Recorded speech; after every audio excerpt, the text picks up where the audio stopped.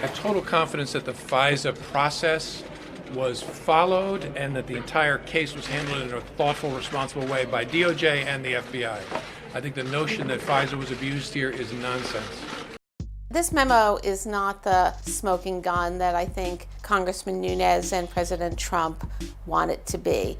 For me, the biggest takeaway from it was, whoa, a lot of people, Republicans and Democrats, approved electronic surveillance of the president's foreign policy aide. Jim Comey, Andrew McCabe, Sally Yates, Dana Bente, Rod Rosenstein, all of them had found reason to conclude that there's probable cause that Carter Page was the agent of a foreign power and that therefore we should take the extraordinary step of approving electronic surveillance of an American citizen. And it's not just that these senior officials found there was probable cause to believe that, it's that the Foreign Intelligence Surveillance Court, which has to approve these warrants, agreed with the Justice Department and FBI that there was probable cause, not once, but a total of 4 times. That's pretty amazing.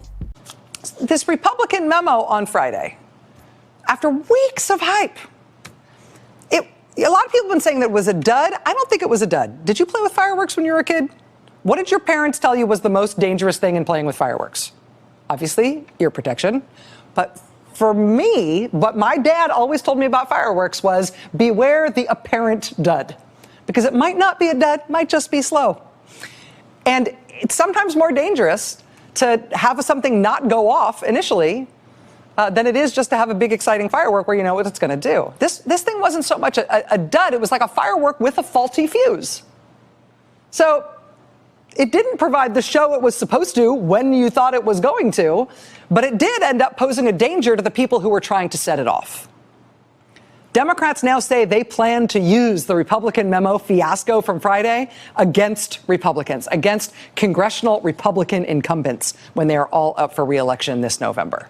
Congratulations, you released the memo. It's now going to be used in 1 million attack ads against you. The central premise of the Nunes memo is that the FBI obtained surveillance on a former Trump campaign advisor, Carter Page, based solely on basically a Democratic opposition research funded document, and then misrepresented that to the FISA court. Well, our sources tell us the Democratic memo states explicitly that both of those things are not true, that essentially the court was told that there was a political context to the information that was fueling part of this surveillance. That essentially, some of it came from Trump opponents. Now, the documents didn't name Hillary Clinton under the sort of rules of the Justice Department at the time where you don't put names that you don't need to put in these secret applications. The other thing the Democratic memo says is that this was by no means the only evidence that the FBI had to support surveillance of Carter Page. After all, Carter Page was on the FBI's radar back in 2013 when he was the target of a recruitment effort by Russian spies. So this Democratic memo essentially refutes the centrality of the charges that Nunes and the Republicans are making. We begin tonight with the drama over the Nunes memo. Keep it honest, it is in many ways a phony drama. Phony because the release of the memo is, by all accounts, a foregone conclusion. It is and always has been.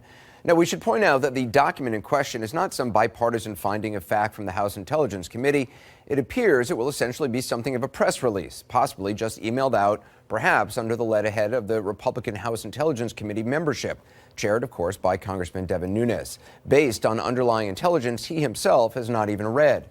So despite grave concerns from the director of the FBI, Christopher Wray, as well as from officials at the Department of Justice, the memo is in all likelihood going to be released. Now, how do we know this?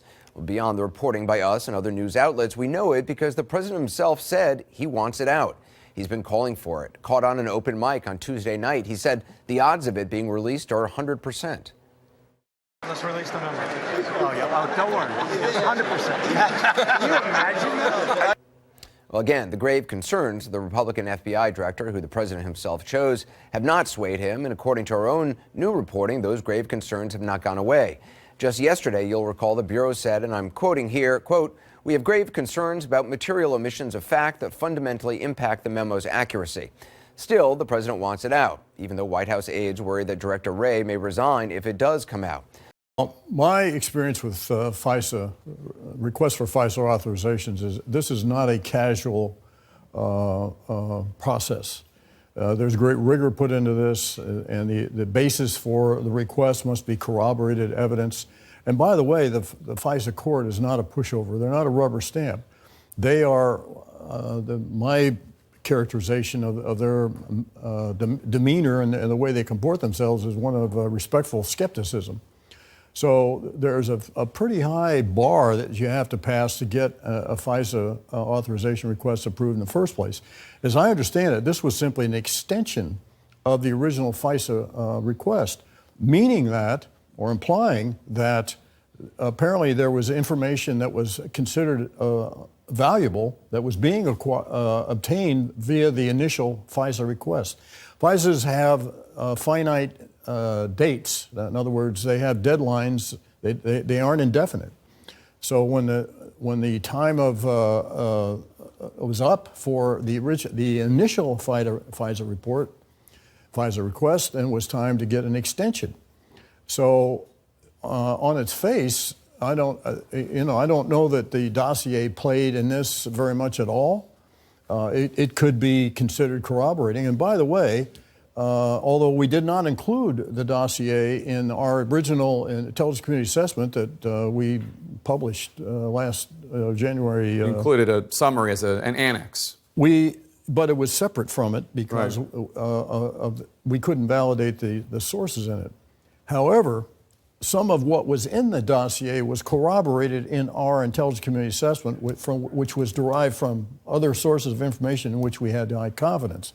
So, you shouldn't completely dismiss totally what's in the dossier. Christopher Steele is regarded as a credible and a retired professional intelligence officer in the UK intelligence service.